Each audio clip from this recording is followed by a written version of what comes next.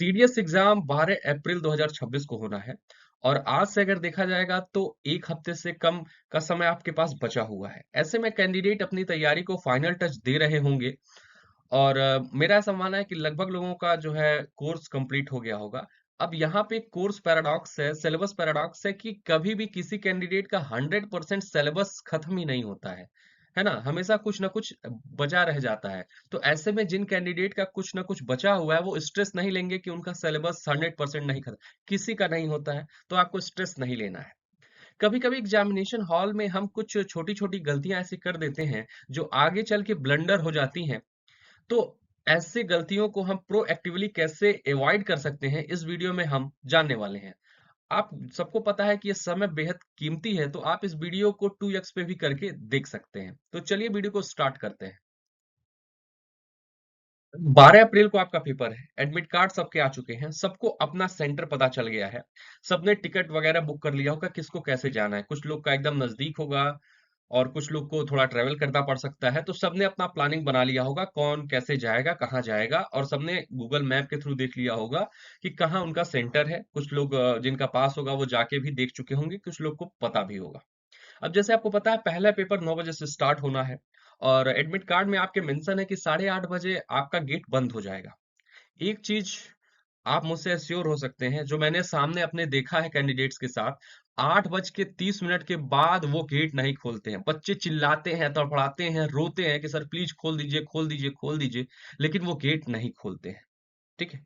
हो सकता है आपको लगे कि आपके जान पहचान का सेंटर है तो खुल जाए, ऐसा नहीं होगा। क्यों? क्योंकि वहां पे यूपीएससी के ऑफिशियल्स होते हैं। इस वजह से उनको अपने सेंटर की गरिमा दिखाने के लिए सब प्रोसीजर फॉलो करना होता है। उनकी एक एसओपी होती है, उसको फॉलो करते हैं। तो 8:30 बजे के बाद आपको एंट्री नहीं मिलेगी, इस बात को आप अभी नोट कर लें। ठीक है। और आपको 8:30 बजे जाना भी नहीं है।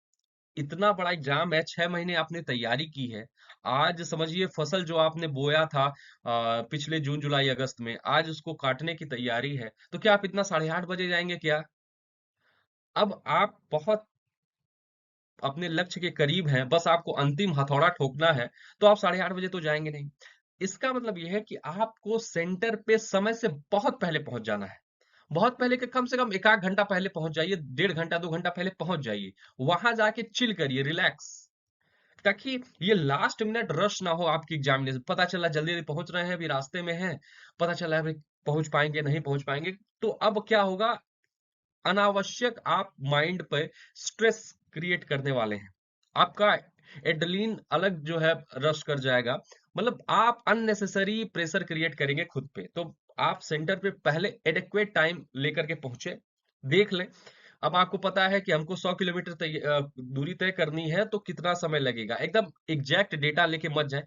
इतना समझ के जाए ट्रैफिक लग गया तो क्या होगा, हमारी बस पंचर हो गई, बाइक पंचर हो, इतना मतलब हर चीजों को आप एनालाइज कर दें, उस हिसाब से अपने टाइम को देख लें और तब पहुंचे। ठीक। दूसरा है एग्जाम सेंटर रिचुअल्स। एग्जाम पे पहुंच गए हैं आप, अब डायरेक्ट न जाइए। आप पहले हो सके तो चॉकलेट खा लीजिए, अपने माइंड को रिलैक्स करिए। ठीक है। क्योंकि आप देखेंगे कि अगर आपको प्रहार करना है तो चाकू जितना ही शार्प रहेगा, उतना अच्छा प्रहार होगा। तो यानी कि आप इसमें, आपका नाइफ क्या है, आपका ब्रेन जितना काम कंपोज्ड होगा, उतना ज्यादा आप क्वेश्चन अच्छे से इफिशिएंटली अटेम्प्ट कर पाएंगे। तो एग्जाम रिचुअल्स में अच्छा एडेक्वेट पानी पी लेना है। पानी देखिए, पानी बहुत ज्यादा मत पी लीजिएगा, क्योंकि इंग्लिश का पेपर पहला पेपर है जिसमें टाइम बहुत कम है। तो आपको वॉशरूम वगैरह जाना हो, बहुत ज्यादा मत पिए, एक आध घूंट पी लीजिएगा कि आपका जो माउथ है वो थोड़ा वाटरी हो जाए। इससे ज्यादा पानी मत पीजिएगा। आराम से वॉशरूम वॉशरूम होके जाइए, ताकि बीच एग्जाम में कोई डिस्टरबेंस ना हो। चॉकलेट खा लीजिएगा, है ना। इससे क्या होगा, थोड़ा सा ब्रेन आपका शांत होता है और एक डोपामिन रिलीज होता है, खुश होते हैं आप, बस। ठीक। अगला है OMR the decider. OMR the decider मैं इसलिए बोल रहा हूं, क्योंकि जो ओएमआर में 120 क्वेश्चन आप करेंगे, वो तो आपकी काबिलियत है। लेकिन वो काबिलियत तब जांची जाएगी जब उसके पहले आप जितने डिटेल्स हैं उसको करेक्टली भर पाएंगे। जैसे रोल नंबर, आपका रोल नंबर जो होगा वो बहुत ज्यादा डिसाइडिंग है। क्योंकि आपको जैसे पता है कि मेरा एक रोल नंबर है 600106। तो 6 वाले कॉलम में 6, जीरो वाले जीरो, ऐसे करके आप वो बताएंगे सेंटर पे। आप जान भी रहे होंगे, आप ग्रेजुएट एंट्री से जा रहे हैं तो इतना आपको पता होगा। बड़ी आराम से 5-7 मिनट एक्स्ट्रा ले लीजिएगा अपने एग्जाम हॉल से, लेकिन उसको आराम से 10 बार चेक करके आप भरिएगा। और मेरा ऐसा ट्रिक रहता है कि आप एक पेन से छोटा, एक तो आप पेन ले जाएंगे 0.75 mm वाला, जो थोड़ा मोटा होता है, एक बार रखेंगे पूरा एमआर भर जाएगा। आप किसी भी स्टेशनरी से जाके ले लेंगे, लेकिन एक पतली पेन रखिए। जैसे मान लीजिए मुझे 600 भरना है, तो पहले एक एक डार्ट 600 पे लगा दूंगा ताकि क्लियर हो जाएगा। उसके बाद आराम से बड़े पेन से गोला कर दूंगा। जो भी करना है करिए, लेकिन रोल नंबर बहुत आराम से भरिएगा। उसके बाद से और भी उसमें आपके जो है कौन सा सेट का पेपर है वो भरना होता है, और कौन सा पेपर है ये भरना होता है, उसमें पेपर कोड भरना होता है और सेंटर भरना होता है। इतना काम बहुत तन्मयता से हाथ गोड़ जोड़ के आपको कर लेना है कि इसमें गलती ना हो पाए। क्योंकि आपकी पेपर की जांच, आपके प्रतिभा की जांच तो तब होगी ना जब आप पहले गेट से एंट्री करेंगे, है ना? तो पहले एंट्री कर लीजिए अच्छे से, ठीक है? उसके बाद अटेंडेंस भी भराई जाएगी, उसको भी भर लीजिएगा। अब कुछ कैंडिडेट कहते हैं सर इतना जगह हमने फॉर्म भरा होता है, हमारी ओएमआर कहीं ना कहीं जांच हो ही जाएगी। तो ये तो आप मन को दिलासा दे रहे हैं, लेकिन अगर आप एक डिफेंस एस्पायरेंट हैं, तो आपकी इतनी रिस्पॉन्सिबिलिटी होती है। You should be proactive, responsible, attentive, है ना? ये भी तो आपकी ऑफिसर लाइक क्वालिटी है। तो इतना कर लीजिए आप। ओएमआर को अच्छे से फिल करिए, है ना? अब कुछ लोग क्या करते हैं कि पहले पूरा क्वेश्चन सॉल्व कर लेंगे, फिर लास्ट में ओएमआर भरने जाएंगे। ऐसा मत करिएगा प्लीज।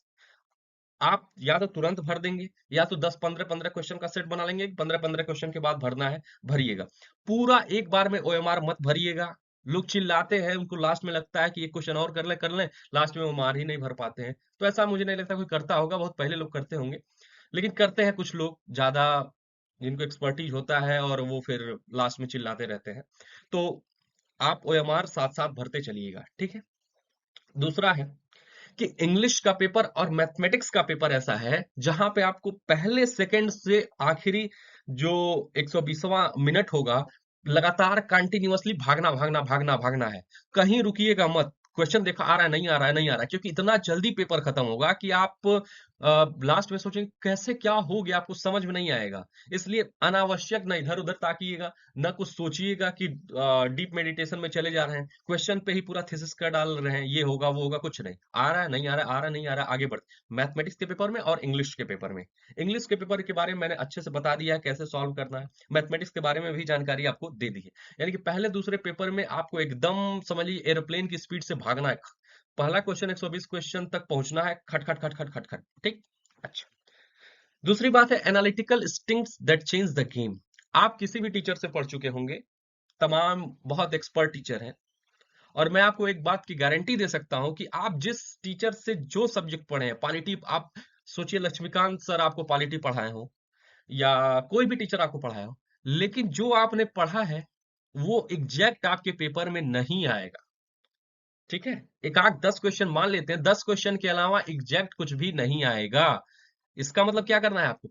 एनालिटिकल थिंकिंग करनी है। क्वेश्चन देखा, अब क्वेश्चन देखने के बाद देखेंगे कि आप में उस चीज से मिलता जुलता कुछ पढ़ा है। अब जो पढ़ा है, जो आपका ज्ञान है, उस हिसाब से आप क्वेश्चन का एनालिसिस करिए। जो अपने ज्ञान के आधार पे सोचिए कि क्या स्टेटमेंट सही हो सकता है, क्या स्टेटमेंट गलत हो सकता है, उस हिसाब से करिए। यानी कि एनालिटिकल इंस्टिंक्ट से ही आप पेपर क्लियर करेंगे। 10-15 क्वेश्चन के अलावा आपको डायरेक्ट आपके नोट से ना कुछ मिलेगा, ना किसी बुक से मिलेगा। तो इसके लिए तैयार रहिए। बाद में हाय तौबा मत मचाइएगा कि पेपर कहां से आ गया। जो इसके पहले दिए होंगे वो जान रहे होंगे, जो नहीं दिए होंगे आप देखेंगे। परेशान मत होइएगा, आप जो पढ़े उसी में से आ रहा है, लेकिन डायरेक्ट नहीं आएगा। वो एक अलग दूसरे वेश में आएगा, है ना? एक वर्ड है ना, वेल्ड, उस वेश में आ जाएगा, बुरका परोश। यानी कि वो क्वेश्चन आपका डिटेल्स डेटा वही रहेगा, लेकिन वो थोड़ा सा घुमा फिरा के आएगा, आपको उसकी परत हटा के देखनी पड़ेगी। तो परेशान मत होइएगा, एनालिसिस करिएगा क्वेश्चन का, अपनी एनालिटिकल स्टिंग्स को यूटिलाइज करिएगा। ये किस में होगा? ये जीएस के पेपर में होगा, ठीक है? अब बाकी उन दोनों में तो समय ही नहीं मिलेगा इतना, ठीक है? और दूसरी बात, लास्ट में अपने अंदर एक जोश रखना है। If not you then who.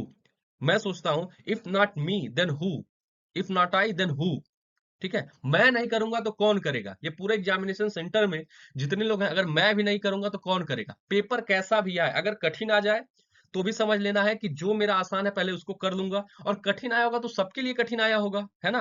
तो अपने अंदर एक कॉन्फिडेंस रखिएगा, if not I then who, ठीक। एक बहुत बड़ी बात यहाँ पे मिस हो गई थी, मार्कोफोबिया। मार्कोफोबिया क्या है? अभी तक आपने मॉक टेस्ट सॉल्व किए होंगे, किसी के नंबर अच्छे आ रहे होंगे, किसी के नंबर कम आ रहे होंगे। याद रखिएगा मेरी बात, मार्क में आपके जितने स्कोर आ रहे हैं, एक्चुअल एग्जामिनेशन में कम से कम 10-15 नंबर प्लस मान के चलिए। मान लीजिए आपके 50 नंबर आ रहे हैं, तो एक्चुअल पेपर में आप 60 से 65 नंबर स्कोर करने वाले हैं। ऐसा मैं इसलिए क्यों बोल रहा हूँ? ऐसा मैं इसलिए बोल रहा हूँ क्योंकि जिसने भी आपका मॉक डिजाइन किया है, उसने कोशिश की है कि यूपीएससी जैसा पेपर बनाए। यूपीएससी का पेपर नहीं है वो पेपर किसका है? यूपीएससी जैसा है। अब जैसे मैं आपको पढ़ा रहा हूं और कोई मेरे जैसा पढ़ा रहा है, तो वो मेरे जैसा पढ़ा रहा है, मैं वो नहीं पढ़ा रहा हूं। यूपीएससी बहुत चालाकी से पेपर सेट करता है, बहुत बुद्धिमानी से वो बैलेंस्ड पेपर होता है। और ये जो लोग कोई भी बना रहा हूं, मैं किसी की बुराई या भलाई नहीं कर रहा हूं, बड़ाई नहीं कर रहा हूं, वो जैसा बनाता है। एक्चुअल यूपीएससी पेपर कोई नहीं बनाता, वो सिर्फ यूपीएससी बनाती है। तो निश्चिंत रहिएगा, 10-15 नंबर एक्स्ट्रा बन के ही जाएगा। सो चिल, जितना आपके पास नॉलेज है सफिशियंट है, आप पेपर फोड़ के आ रहे हैं। ठीक, 12 तारीख को पेपर है। आप कोशिश करिएगा कि 11 तारीख को कोई भी स्टडी का काम ना करें। अगर आपके कुछ बैकलॉग रह गए हैं, तो रिजर्व डे आपने रखा है 11 तारीख में, तो कोशिश करें कि 1-2 बजे तक उसको निपटा दें। उसके बाद बुक कॉपी नोट्स नहीं खुलेंगे। आपको बस चिल करना है, क्योंकि आपको अपना दिमाग एकदम शांत रखना है। तो बस अपने दिमाग को एकदम काम रखिए, एकदम शांत रखिए। जितना ज्यादा आपका दिमाग शांत होगा, उतना ज्यादा अच्छा आपका पेपर होगा। That's all for this video. और मुझे आप पर यकीन है कि आप इस बार एग्जाम में अच्छा करने वाले हैं। और हमेशा एक दिमाग में बार बार सोचिएगा ये बात, if not I then who. अगर आपने मेहनत की है, आपने कोशिश की है, तो आपको सफलता जरूर मिलेगी। बस हो सकता है आपको क्वेश्चन थोड़ा छांट छांट के निकालने पड़े, लेकिन आप निकालेंगे, कर लेंगे। बस हार मत मानिएगा। अपने क्या बोलते हैं, हथियार मत डालिएगा। पेपर मुश्किल आ जाए, आसान आ जाए, वो सबके लिए होगा, है ना? परेशान मत होइएगा और मुस्कुराते रहिएगा पूरे पेपर के दौरान। चलिए, बस इस वीडियो में इतना ही। और बाकी अगर किसी का गोरखपुर में सेंटर हो, एमजीपीजी, सेंट एंड्रूज और डीएवी पीजी और महाराणा प्रताप या मारवाड़ या इस जगह पे कहीं सेंटर हो, तो प्लीज मुझे बताइएगा, आपसे मुलाकात होगी। बाकी best of luck from my side. So अच्छा करिए, do well. Thank you for watching this video. Thank you.